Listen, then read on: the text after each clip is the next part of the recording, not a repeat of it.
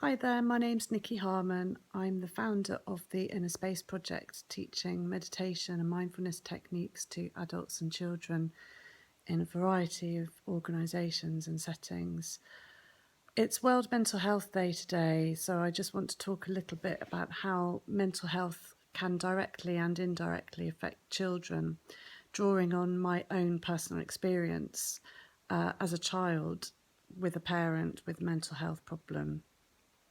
Now, this was going back 30 years ago, and things have changed, thankfully, since then, but it didn't take away the fact that things were extremely difficult. And at the time, I was 10, 11 years old, living in temporary accommodation with my mum, and we were going through a tough time. And mum had some mental health problems that weren't being addressed. And the effect that it had on the family were quite significant, to the point where I, as an 11-year-old, 10 and 11-year-old, became quite withdrawn and scared and difficult, found things very difficult to deal with at school. My grades were dropping. I wasn't doing so well. I was losing weight because we weren't eating very well during weekends and holidays when we had less access to food. And I can specifically remember at the age of 11 wondering what the point of me actually was, why I existed, and what I was meant to be doing. Because I had no life, really. I had no friends because they all thought I was weird because I was acting out at school, was doing odd things and behaving strangely, and was very withdrawn and very worried about my mum all the time. When I was at school and not at home, where I could keep an eye on her. And I also had no opportunities to do anything, so I couldn't go and play with my friends. I didn't go to after school clubs because it wasn't convenient for my mum. She found it difficult to be able to pick us up, being that we didn't have a car for a short while. And then she was using alcohol quite a lot to help her through the tough times we were going through. So she didn't really want to drive, although sometimes she did. And I was just always very worried about her. I was always worried that something would happen to my mum. So I was anxious all the time, and I was scared, and I wanted everything to be all right, and I wanted everything to be good and well in my world, but it really wasn't. And it had an effect on me mentally. It had an effect on my emotional well-being. It had an effect on so many aspects of my life. And that's the message, really, is that although mental health has a devastating effect on families and on individuals as adults suffering with mental health problems, there are problems that the children face as well.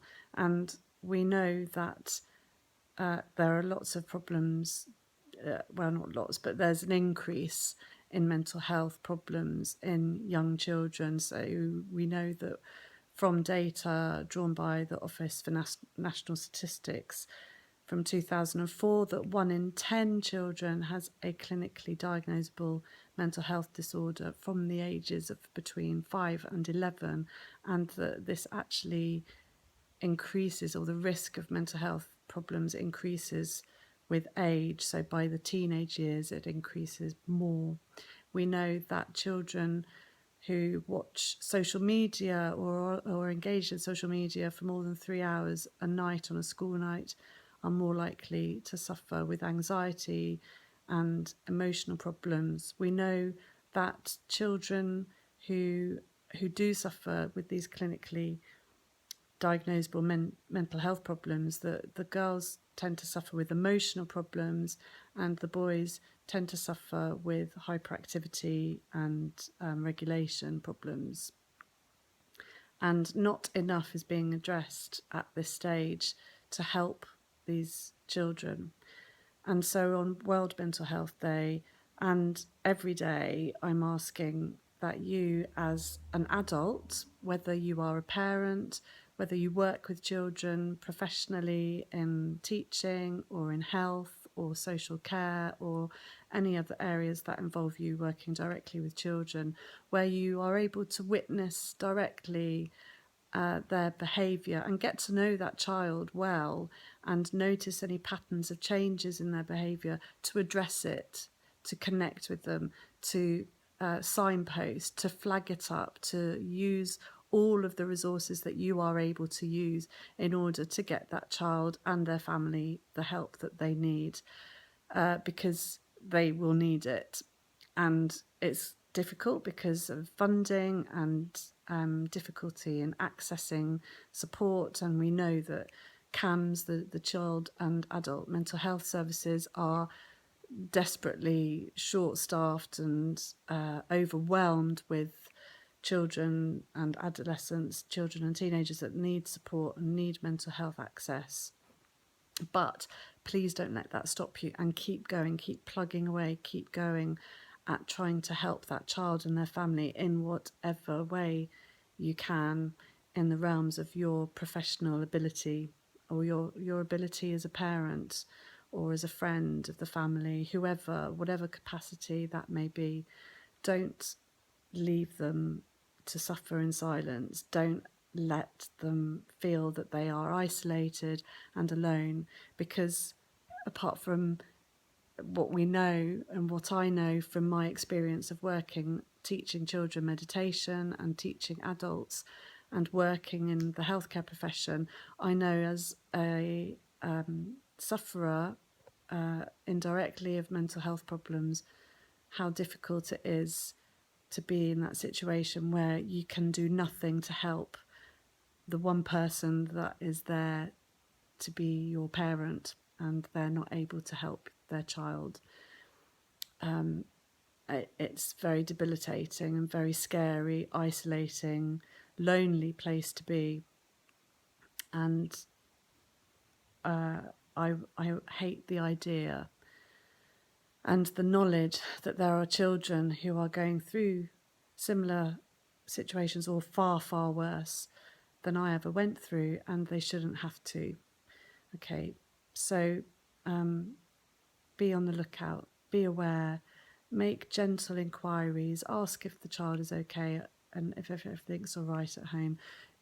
If you're a professional working with children, then you will have had some training.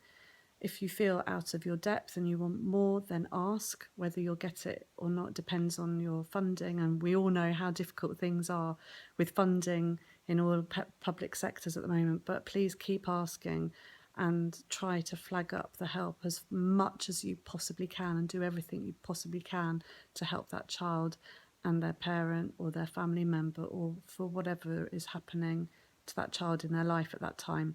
Don't ignore it. You have a duty as an adult and as a human being to try to help another in whatever capacity you can. Okay, so yeah, that's where I'll leave it for now. If you would like to find out about what I do, then you can go to innerspaceproject.com and get in touch with me there. But thank you for watching. Bye.